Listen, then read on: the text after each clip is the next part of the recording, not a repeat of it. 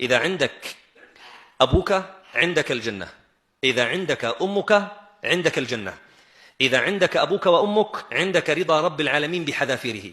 ليش تتعب نفسك وتركض وراء القيام والصيام والصدقات مع أنها خير؟ عندك ما يفوق ذلك كله، وهو إكرامك لأبويك، برك بأبويك، إحسانك لأبويك. الله عز وجل يقول: إما يبلغن عندك الكبر أحدهما أو كلاهما فلا تقل لهما أف ولا تنهرهما وقل لهما قولا، ولا تقل لهما أف. لو إنسان عبس في وجه والديه هذا إنسان عاق لوالديه.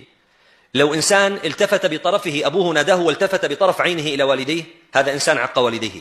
مو المقصود كلمة أف، المقصود احذر أن يخرج منك ما يزعج ويؤذي أبويك ولو كان حرفا واحدا. إيش إذا إنسان قال لوالديه ما قال أف، هذا ليس عقوقا؟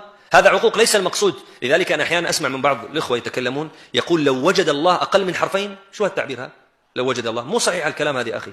المقصود لا تؤذي والديك ولو بنظرة ولو بكلمة ولو بحرف ولو بنظرة فيها استغفار. كل ما يزعج الوالدين يحرم على الإنسان أن ينطق به. لذلك قال الله عز وجل لاحظوا لما ذكر العقوق قال: لا تقل لهما أف بس. أما لما تكلم عن البر قال: واخفض لهما جناح الذل من الرحمة وقل رب ارحمهما كما ربياني صغيرا. ربكم أخذ القرآن يطنب في الحديث عن البر، لأن مقصد القرآن البر وليس مقصد القرآن النهي عن العقوق فقط. يعني لو اجى أخ قال لك: أنا لا أعق والدي فقط، نقول له: لا يكفي، ينبغي أن تحسن إليهما الإحسان الأكبر كما ذكر القرآن الكريم. لذلك سمعت مرة عن رجل ما بتعرف متى والله سألني أخ من حوالي شهر، شكى لي أنه يعني أعزكم الله ينظف أباه. قلت له: العلماء ذكروا آدابا في تنظيف الوالدين، إذا إنسان اضطر أن ينظف أباه قلت له: احذر أن تتأفف أو أن تضع يدك على أنفك أو أن تتقزز إذا أزلت الأذى عن أبيك، احذر. قال: ليش؟ هذا شيء رغما عني. قلت له: لابد أن تدرب نفسك، أنت مفروغ منه أنك سوف تنظفه، أبوك هذا، ولكن احذر أن تتعامل معه تعامل المتقزز، كما كانت أمك تنظفك وهي مسرورة وأنت صغير لا تعي ولا تعقل، وتنظفك وهي فرحة تكاد تطير من الفرح، هكذا تتعامل في النظافة مع أبيك وأمك. كما أحسنوا إليك وأنت صغير دون أن يتأففوا، أحسن إليهما دون أن تتأفف. تزيل أذاهما كما تتطيب، وهذا طيبك بين يدي الله عز وجل. في رجل في دمشق أبقى والدته عنده حوالي 18 عاما يخدمها ويحسن إليها حتى ضجرا شديدا. قال: فأرسل بها إلى أخيه، قال له: أنا ما عدت أحتمل. بعد يومين توفيت والدته.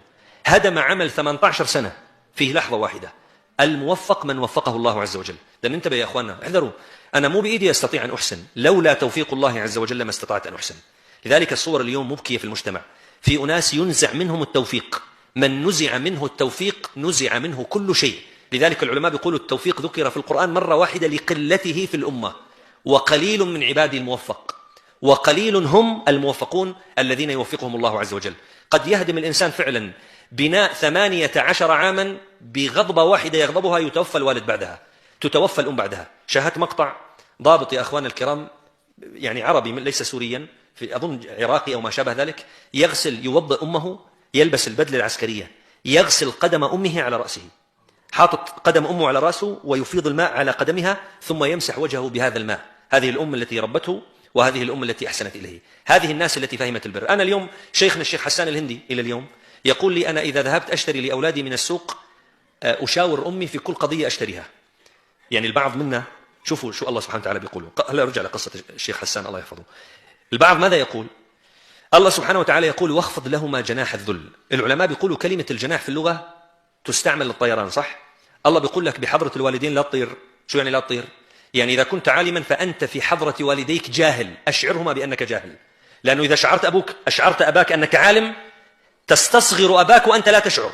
أنت عالم في حضرة أبيك جاهل. الله بيقول لك كل أسباب الطيران في حضرة الوالدين تضعهما أرضا، اخفضهما. أنت عالم في حضرة أبيك جاهل، أنت عزيز في حضرة أبيك ذليل، أنت غني في حضرة أبيك وأمك فقير.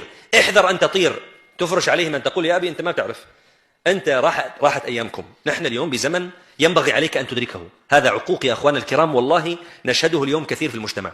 فالشيخ حسان أنا سمعت منه قال: كانت أمي تشتري لنا الثياب ونحن صغار، قال: إلى الآن ما أشعرتها أني كبرت. شوف الرجل العالم كيف يفهم النصوص. قال حتى لو أشارت علي بشيء ليس فيه مصلحة أشاورها في كل قضية، في أبسط الأشياء التي يعرفها الناس. أريد أن يعني إذا بدي يشتري حذاء يشاور أمه، ماذا تنصحيني؟ يريد أن يشتري لزوجته شيئا يشاور أمه.